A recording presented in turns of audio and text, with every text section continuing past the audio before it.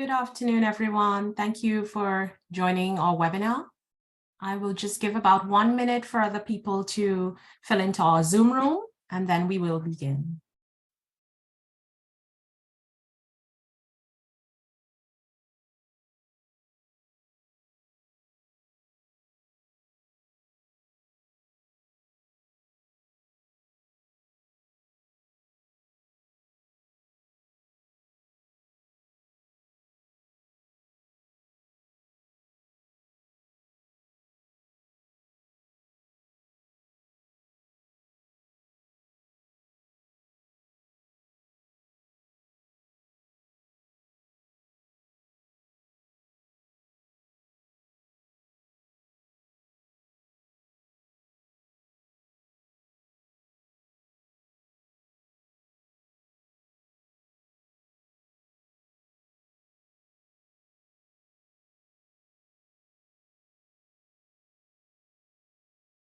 Hey, good day and welcome to the Pearly Health Center of Excellence in Frailty-Informed Care webinar series.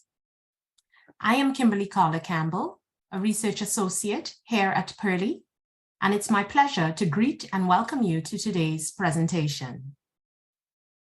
Before we begin, I would like to let you know that any questions or comments you may have can be typed into the Q&A area at the bottom of your screen, and our moderator will field them to the presenter at the end.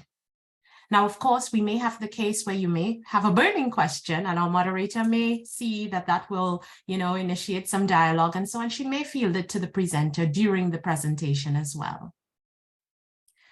Today, we are delighted to have two presenters for the topic, what are the benefits of intergenerational activities? So we've got Professor Emmanuel Duplàa, and he is based at the University of Ottawa, where he specializes in information and communication technology for learning. He is currently conducting research at the Faculty of Education on intergenerational learning, educational video games, digital literacy, and design processes in e-learning. Professor Duplàa is also a learning committee lead at the Life Research Institute. We also have with us Béatrice Pecorini, who is a PhD candidate in the Faculty of Education at the University of Ottawa. Her main research focuses on an innovative educational technique for the psychological well-being of seniors and social inclusion. She is also interested in digital literacies from early childhood to seniors. Béatrice is also a member of the Life Research Institute's Learning Committee. This session will be moderated by Michaela Adams. Michaela is a research associate here at Pearly Health. We welcome both Emmanuel and Béatrice to the Pearly Health webinar series and look forward to them sharing their presentation with us. So I now pass along to Professor Duplàa, who will get us started. Good morning or good afternoon. And thank you for this presentation. Really perfect. I have nothing to add. So thank you for everybody. I've seen some people I know into the audience. So hello, Roxanne. I've seen Roxanne and maybe others. So thank you for hearing from us. And we will present some works we have with my colleague Béatrice about intergenerational learning, because we are totally passionate by intergenerational learning. I hope we will transmit why. So I will pass the first one. Wait a minute. Voila. It's already presented. Maybe you want to add something, Béatrice, to say hello, maybe? Oh, hello, everybody. I'm very happy to be here with you today.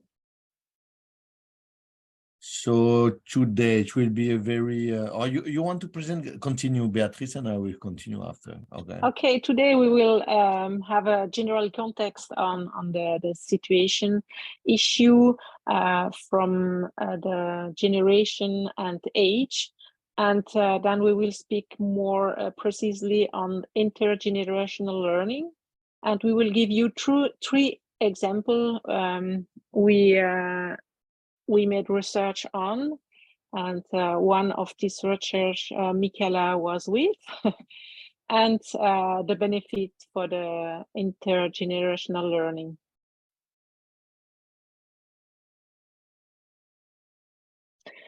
The change in the world demographic curve towards an increasingly older population is now a reality. This is a new phenomenon compared to the previous generation, and the adaptation of our society to this phenomenon is not yet achieved. The next. An industrialized country, our society is segmented and is a few contacts between young adults and older adults. And one way to adjust to this reality is to strengthen these links between generations in social life. However, there are many prejudices about age. It's what the American gerontologist, psychiatrist Robert Butler, who used the term ageism for the first time. And the age-related assumption of disabilities, which is an example of a stereotype, hinder the performance of older people and thus contribute to preventing their development. It's reinforced the assumptions. And as author McNichol pointed out already in 2006, age discrimination is the most complex and difficult of all discrimination affecting modern societies. And for this reason, is also problematic to define, quantify, and combat. But ageism affects all generations, and which lead us to define the concept of generation and the issue it's my race. So we will see here the issues. The definition of generation you see at the screen is given from a sociological point of view. And when we look now more precisely at the intergenerational difference, we see that useful experience are the major hallmark in the representation of each generation. The adult adapts his way of thinking and behaving, but not longer acclimatizes in the same way as when he was a child or adolescent. This explains the gap between the generations, but we must be careful. Experiencing the same significant historical event will not exert the same influence on the people who experience this event. Intra-generational differences might be greater than intergenerational differences.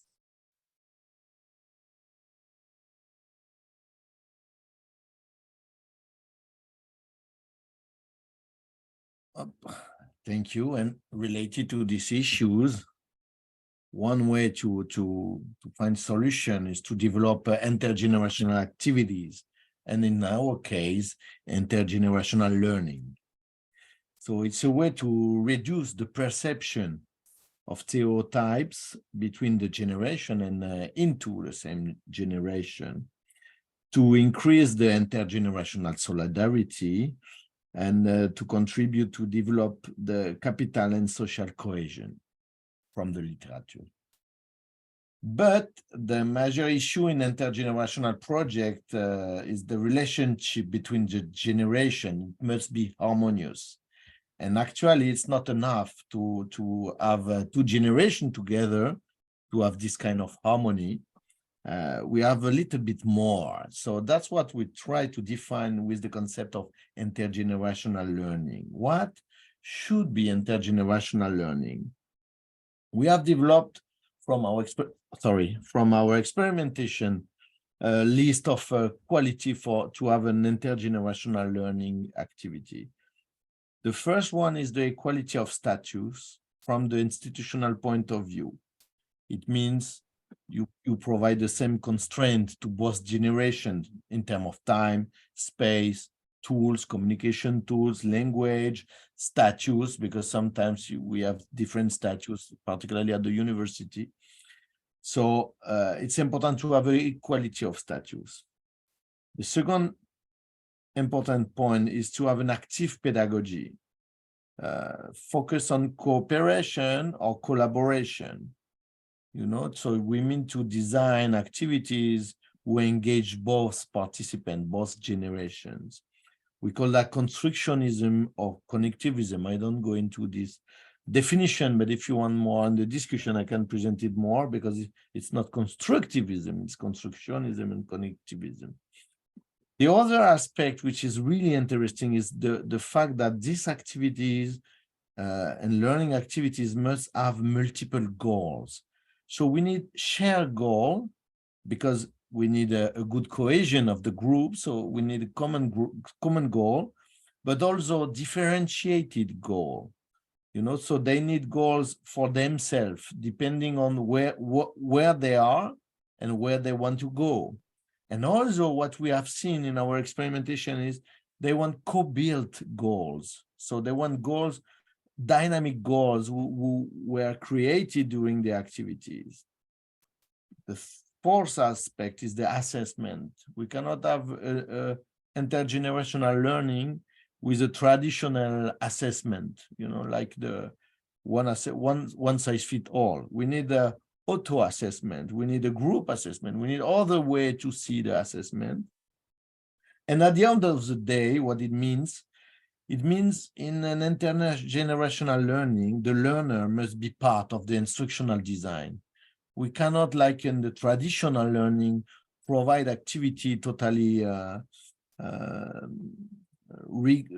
can I say, totally designed and finished and totally clé en main. Prepare in advance.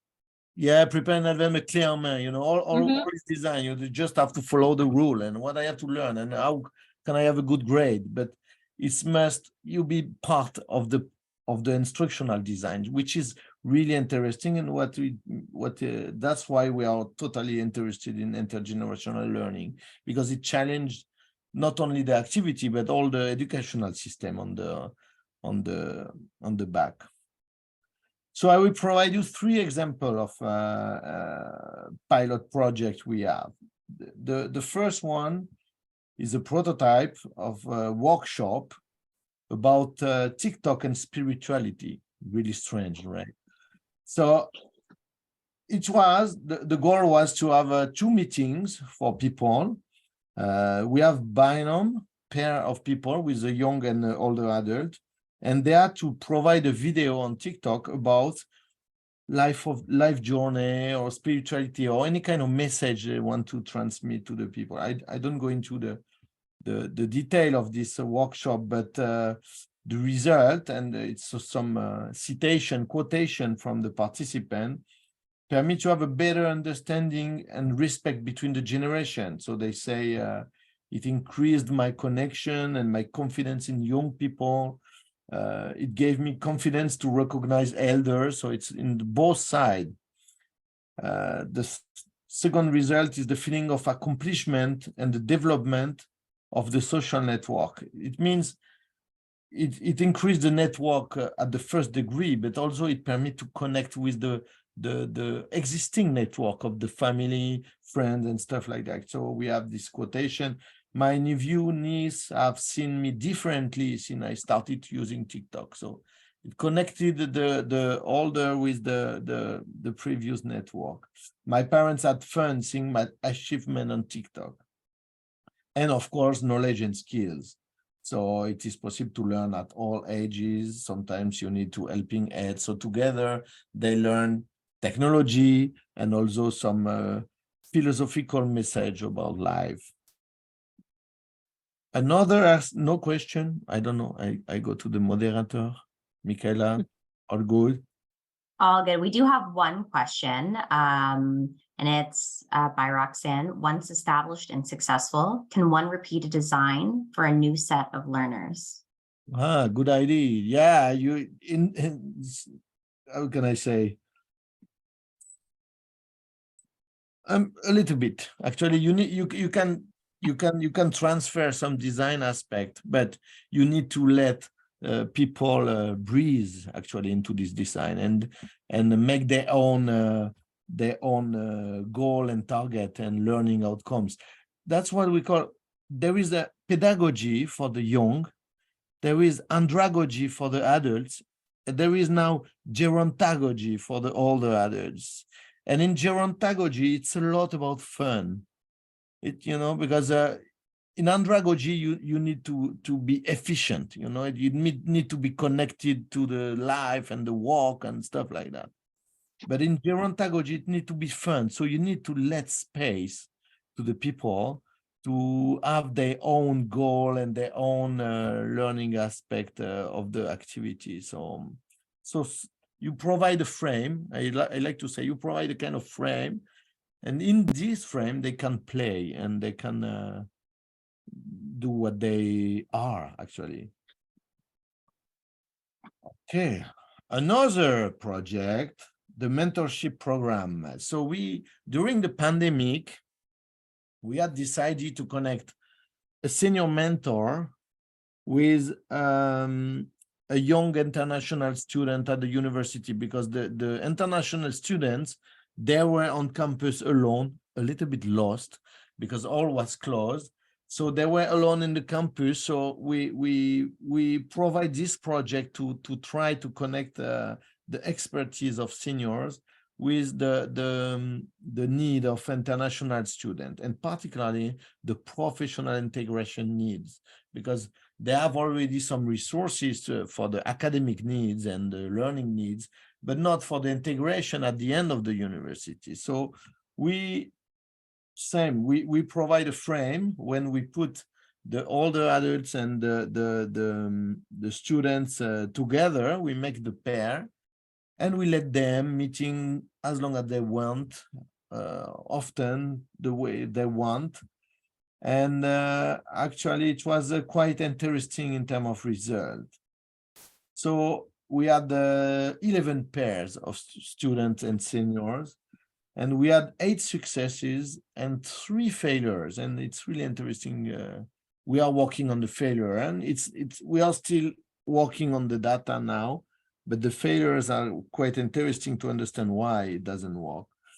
But the success, so it was the success for the students, it was a lot about acclimatation of the new culture, because they know the culture of the university, but the University of Ottawa is not the Canada. So you need to understand more how it works, how particularly for this quotation, it was about the educational system, how the educational system works. So they liked to share the life, and they liked also how to manage a career and formation in the North American way, how to plan everything in the life, not only the work or the study, but also to have our own goals, and to reach this goal, and to, the backward design and all kind of interesting method to achieve a project method actually. So it was this kind of transfer. Another one, she was really well prepared for an interview by the mentor, and actually she got the job. So she succeeded. Her integration into the professional context was a success because of the project. So she was really happy about our project. Another one, for the mentor, it was more about the exchange and the valuable exchange, because some of them told us, but how do you think I can help the students? Because I'm retired.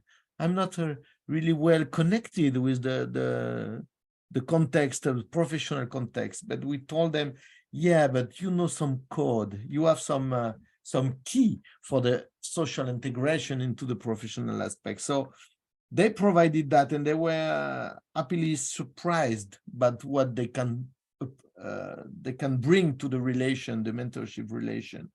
So it was a really valuable exchange for them.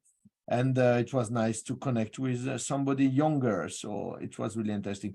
For the 3 failures, I can say it's really a question of matching and a question of goals.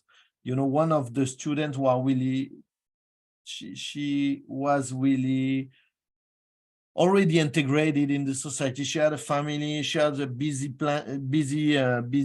schedule. So it was difficult to find an interest to have a mentor this way. Another one was really focused on the career. It was a teaching career. And the other one was really focused on the microbiology career. And we already knew it was difficult to find a mentor for her because it was really specified in terms of profession. So it was three failures, but we continue to understand some aspect of this failure, which are really interesting. And I will let Béatrice continue the presentation of the 3rd project. This project is a digital narrative gerontology. I started my research in this subject in 2017 during my master's degree, with a more specific focus on other adults. And I'm currently working more on intergenerational relationships with the young adult and older adult pair. And I focus particularly on learning, transmission, and well-being. Generally, the digital narrative gerontology, the young adults have trained in digital storytelling, and the training is open for the older adult who wish. It's mandatory for the young adult. It's needed to have some technology knowledge. And then the pair young adult, older adults meet for 5 meetings, sometimes 4, sometimes 6, around 2 hours each, speed over 5 weeks, 1 meeting per week, ideally, but it can be changed, we can adapt. And during the first meetings, the elder tells his life story, and with support of artifacts, such photo, for example, and the young adult listens. During the following meetings, together, they prepare the text and the scenario which will be used to edit the digital narration. And at the end, the final version of the digital story is given to the older adult who has the copyright. He can choose who he wants to share with. And the result, I give some result, but it's more. The older adult was the most, all, I can say all actually, is a lot of pride on the creation of the digital storytelling. And the transmission was very important too, is to share with mostly family member. Some elderly made a Sunday meeting with all the family members, eat together, and then show on the big screen for the TV the digital storytelling. And this was a lot of discussion after that. Some send the digital storytelling to brother and sister, and again, this was a lot of discussion. For the learning point of view, when you ask people, do you learn something? People say, no, not really. But when you ask a little bit more, people start to thinking and say, oh yes, I learned this and this and this. But you know, a lot of people have the feeling to learn, I need to have an exam to prove I learned something. But here is really informal learning, and it's a lot learning for both sides. And for the relationship, I have one young adult will say, I have a new grandma here in Canada. It is a young adult issue for the immigration. Another one, there was an older adult will say, I adopt a new young adult in my family. And you see the relation continue. After the second meetings, you see the relation grow up. And after 5 meetings, of course, people have not best friend, but have a very good relation between inside the groups. But this relation push outside this small pair and touch family member and friend for both young adults and older adults.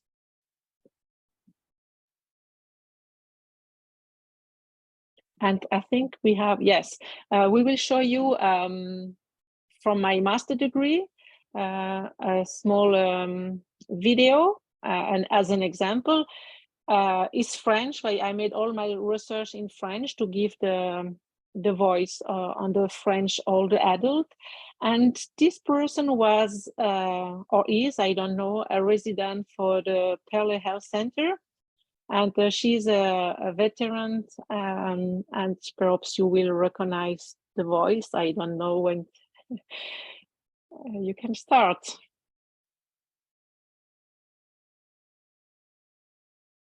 Let's see if the technology is with us now. All right.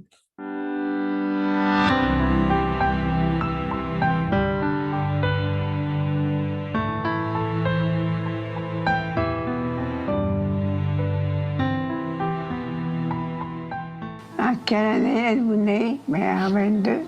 Dans quel village? Saint-Apollinaire. C'est là que je suis née, imagine-toi. Puis là, c'était le mariage, puis la foire. Mes fleurs, y avait gelé. C'était pas grand, mon Paul, mais c'était bien fin. J'étais fière. Oh, mes petits oiseaux. Ils s'accordaient tout, mais ils disaient leur façon de penser. Ça a tout été école française. En tout cas, j'étais bien fière. J'aimais ça, l'école-là. J'étais bonne en grammaire, j'étais bonne pas mal. Faut pas être fière. Et la petite fille, là, avant tout ça, maman était morte, là, dans ce temps-là. Il devait être contente de toi, là. Et que le soir, j'apprenais tout. Le lendemain, je savais. Il fallait que je sache tout. Puis j'étais indépendante, beaucoup. Alors, je savais quoi faire. L'enroulement. On ne s'est pas enroulé sur place comme ça, là. À Québec, j'avais vu un grand postage des femmes s'en aller. Je me suis dit, ah, c'est-tu beau? J'aimerais ça faire ça. Ça m'a troublé, tu sais. Ça m'a pogné. J'étais certaine là, que j'aimais ça, moi aussi, de faire ça. Participer. Papa, il était contre ça. Il dit, oui, mais si je suis bien, j'aime ça. Il n'a pas empêché. J'étais. D'avoir eu la chance d'apprendre toutes sortes de choses, tu sais. Les chiffres, j'étais bonne dans les chiffres. L'anglais, ben, fallait la drill, on a fait beaucoup. J'étais bonne, puis j'aimais ça, mon dos. Mais ici, là, aussi, là, on va à l'école encore. J'aime ça, les activités. Ah, la peinture. Ah, ben oui, mais c'est un don peut-être que j'ai. Parce que quand j'étais jeune, j'aimais ça dessiner. Puis papa, il faisait des dessins pour moi. Il m'a donné le goût, je pense, hein. Ben, peut-être que je suis fière aussi de voir ce que je fais. Je suis contente de moi. Ben, je suis pas mieux que les autres, là. Pas pire non plus. On aime ça, qu'est-ce qu'on fait. J'aimerais donc ça apprendre encore. De tout moderne, là. Avoir un professeur pour nous reprendre, nous dire, ben, c'était peut-être pas tout à fait ça, là. Tu sais, des fois, tu t'oublies, puis on peut t'aider. L'oublier complètement, non, c'est impossible. Il y a toujours quelque chose qu'on se rappelle. J'aimerais donc ça apprendre encore.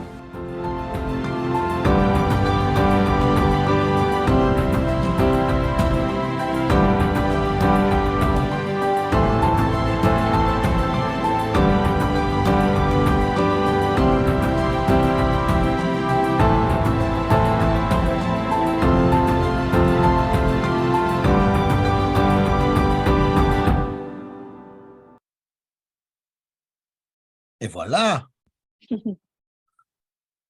So this is interesting because they use the artifact from their life So this is a huge transformative activity with lots of emotional aspect from the older, for the older adults, but also for the young. Wait a minute. Okay. Alors, j'arrive plus. Voilà. So, if we make a synthesis from our experimentation and from the literature, what we see for the young people, it's a huge impact in terms of self-esteem, in terms of commitment, also to develop a commitment, to promote a healthier lifestyle because they benefit from advice from older adults, and the promotion of respect and development of social skills because they talk with people they are not accoutumed to speak with. For the older adults, the benefit is more in terms of well-being, the decrease also of vulnerability to mental illness, to stay connected with the social aspect, to increase the sense of usefulness. That's really important. That's what we see up in each project. It's they think, oh, I'm not useful anymore. And yes, actually, I have something to provide. And this is quite interesting for the other generation. There is also the satisfaction and to find a meaning in life. And of course, increase the social relationship. It's always at the end, the social aspect, but the social aspect is quite important in this aspect. And for both, it develops a civic engagement, a sense of personal accomplishment, and at the end of the day, the development of a cultural identity. So that's it. In terms of perspective, our goal, and this is a call for everybody in the room, our goal is to develop other kind of the first goal is to develop an intergenerational course offer at the university. Not only course for older adults, but intergenerational courses. So we are working on that this fall.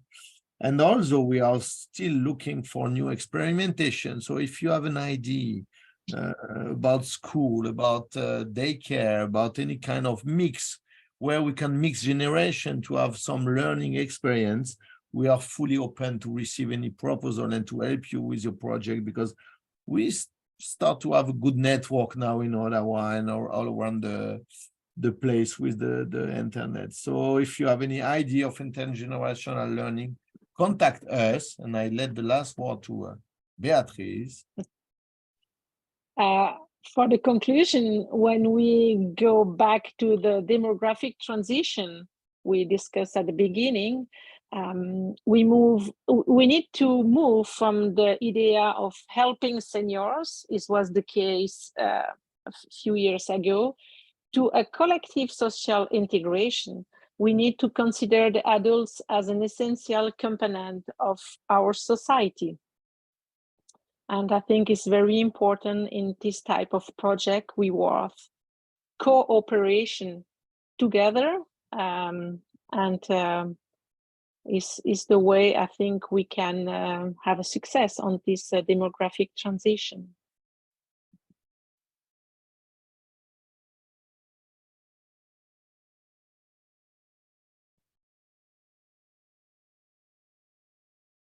Wow, what a great presentation. It's so fascinating to see all the different projects that you've had happen in the past couple of years. And especially I like that quote that you ended the presentation with. I think that's just so important to keep in mind. So if we have any questions from the audience, I would urge you to put them into our question and answer chat box so we can ask the presenters. And they've been very courteous and have left their emails if you have any follow-up intergenerational activities that you'd like to suggest. I do see one comment. It says, not a question, but so endearing. And I think that's when you played the video. Yeah. Maybe I can answer again to the previous comment. Now I read it. That's really interesting because when you want to repeat a design, an instructional design, you are in a kind of industrial system. And what we want to develop is a post-industrial system where the learner is actually part of the learning experience. You know, he can decide for his learning experience.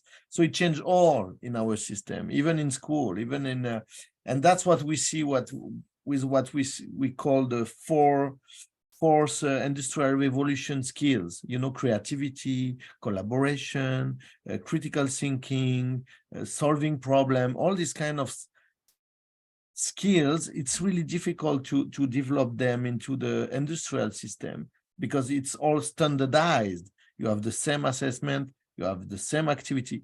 So what is interesting now is to develop all the kind of activity in partnership with the student himself. So that's why I want to react. That's my dada. And we also just have another comment, and it says, si vous avez l'endroit, un membre de notre communauté des ânes suggère un jardin communautaire. So I'm still working on my French skills, but That's I good. believe it's a suggestion for a community garden. Yeah, Yes. community garden. Okay. Do you have place in Pearly Health in the center? Oh, you know, I would have to double check. We do have a horticultural therapist who does great work. So maybe that's something to look into in the future for more intergenerational programming. But as I'm reading that comment, it's kind of making me think about at the beginning of the presentation, you talked about shared goals, that to promote intergenerational relationships for young and older adults, you have to have something that's going to bring them together. You can't just put them together and expect harmony, I think is how it might have been phrased. And so maybe a community garden, you know, building something, growing something together is a great way to foster that relationship. We have, I think we have a partner like that. Béatrice, you can tell me, the last meeting we have with the group Generation.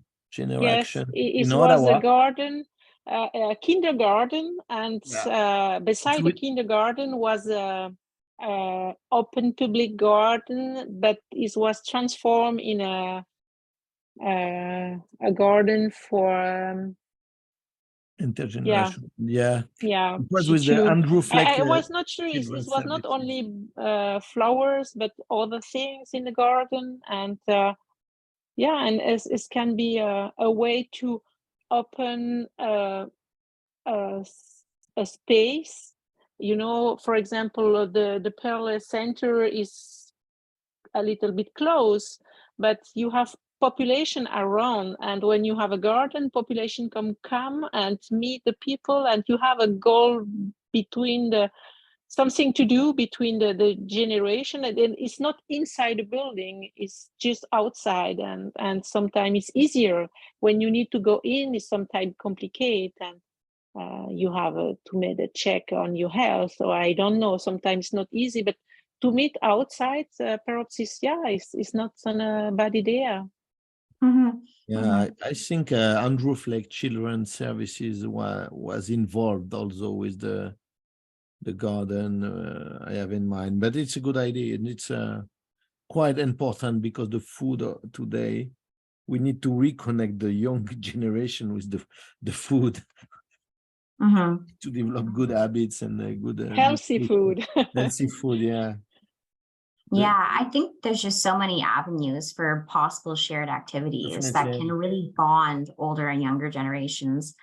There's, you know, childcare, food, as you said, is a great way, like learning recipes from your culture, or sharing recipes to younger generations. As you know, many, I see some of the projects that you have are with university students, and learning to cook for yourself might be, you know, something that you'll acquire, but having a mentor who can help you do that. There's a lot of possibilities with intergenerational connections. Yeah.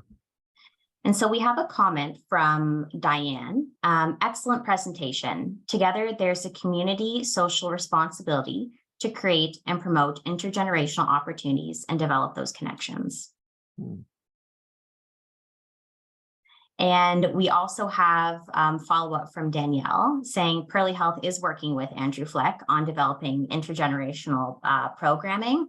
So there's going to be lots of opportunities in the near future, and we would certainly love to collaborate. Oh, and we have another comment as well from Nika saying, We have started a garden at our Moonies Bay intergenerational program. Lots of interest. Really Wow. good. Yeah, I mean, it's great to see so many of our attendees today mentioning some of the great intergenerational programs they have happening themselves.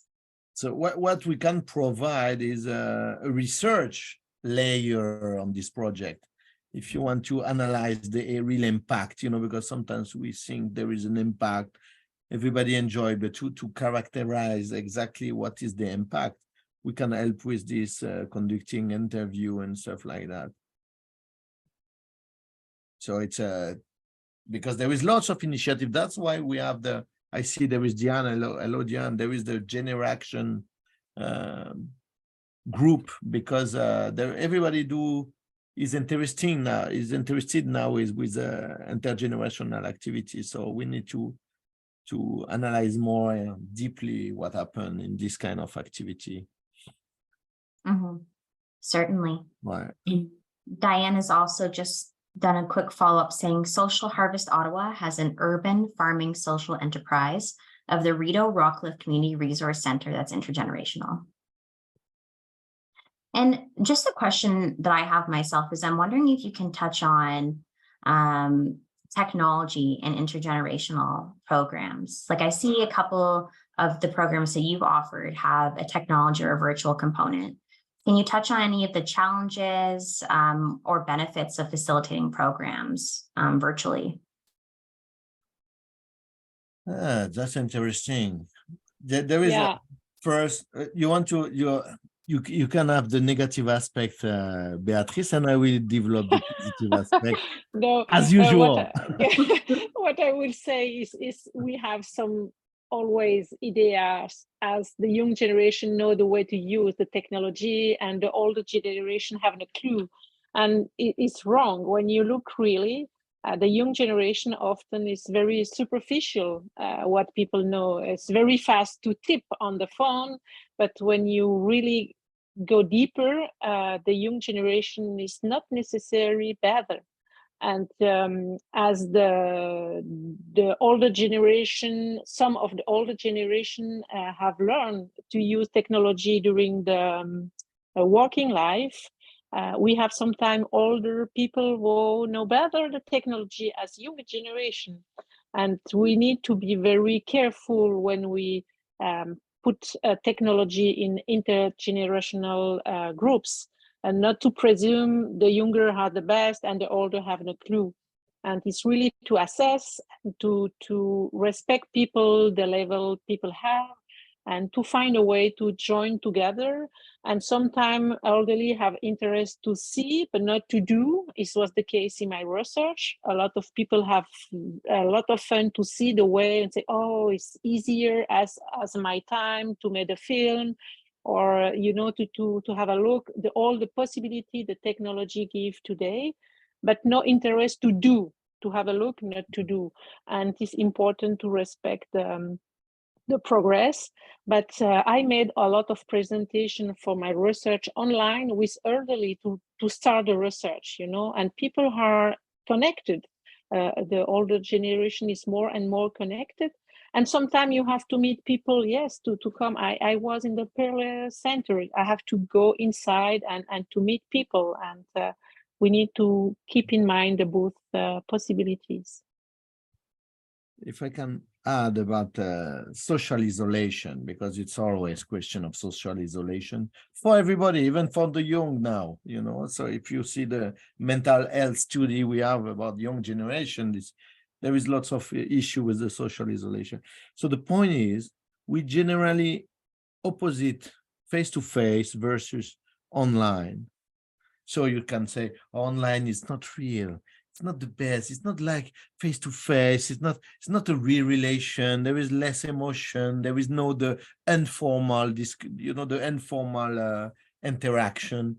You have this way to see the things. But if you see the mentorship program, for instance, here, what happened? It was during the COVID. So they had online interaction, but I can say for most of them and all the people we had interview with, they had face-to-face meetings. they met actually. So when you increase the online relation, you increase the face-to-face relation. There is no opposition. This is not because you increase the online relation, you decrease the face-to-face. It's the contrary. More you have relation and more you solicitate relation. So it's a good way to start a relation. And the other aspect is you have access to a pool of an incredible pool of people.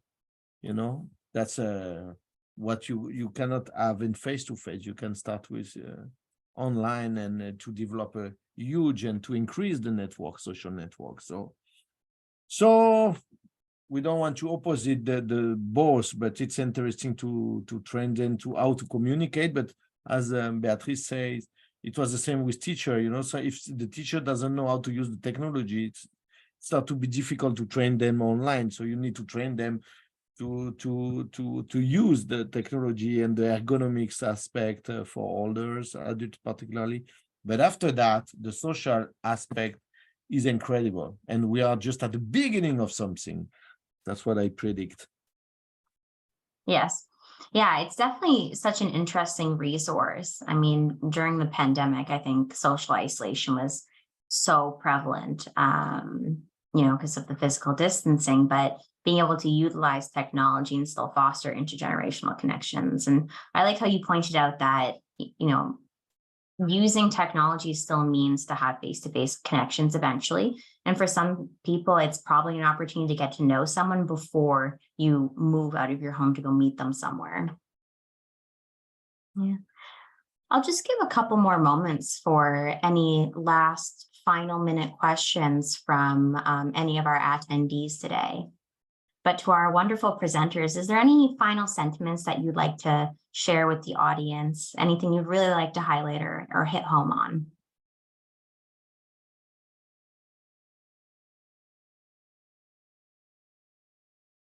If you ask to a prof to speak, he will speak, you know. Yeah. Yeah. I can share for 1 more hour, but no. But the point is what I want to focus on the last experience because it's the most complex experimentation, but really interesting. We had lots of fun to do that, actually. And providing fun to the people, it's always a guarantee to have a succeed in learning. So it's the fun aspect is really interesting. And I know Béatrice underlined lots of that from the data. The humor, the fun, the way to smile together, that's the good beginning for intergenerational activities, actually. So yeah, maybe have fun. Yeah, when you check the literature, nobody speaks from humor in learning. And all the assessment I made still yet in my research in narrative gerontology, everybody, young and older adults, speak from humor and laughing together and have fun together. And I think is very important. And this is really the common aspect I can see on all my people who work with me. Yeah, have fun, and humor is very important. Yeah, to have harmony. Wonderful. Well, I think that's all the questions we have for the day. So I'll invite Kimberly to come back and just finish off this webinar. Thank you so much to everyone. I mean, it has certainly been a vibrant discussion, and we've had a truly insightful presentation. And I'd like to thank you, Emmanuel and Béatrice, for agreeing to be part of our Pearly Health webinar series, and for taking the questions as they come and the comments, and allowing us to have a lively engagement session. I think one of the things that we can see from your group is that every time we speak, and even before the webinar, one of the words that you use so often is fun.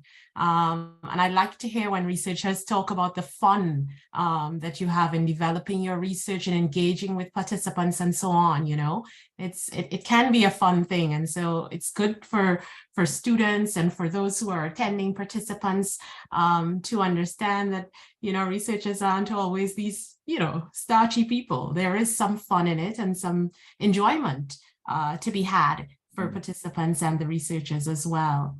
I'd like to say two more things before we leave.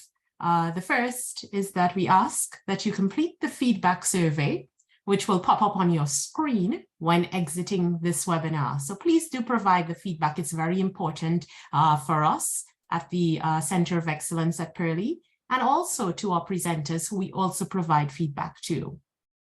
Secondly, we would like to invite you to look out for more information on our social media and web pages about our June webinar, which will feature Professor Linda Garcia and Dr. Annie Robitaille, who is actually the research chair here at the Center of Excellence in Frailty Informed Care at Pearly. So their presentation will also focus on the benefits of intergenerational engagement by looking at an intergenerational volunteer program currently being conducted. So stay tuned for that. More information will be coming to you shortly, and look out on our web pages. So thank you everyone for attending today, and we look forward to seeing you at the next webinar in June. Thank you. Thank you very much. All right, bye-bye. Thank you. Thank you. Okay.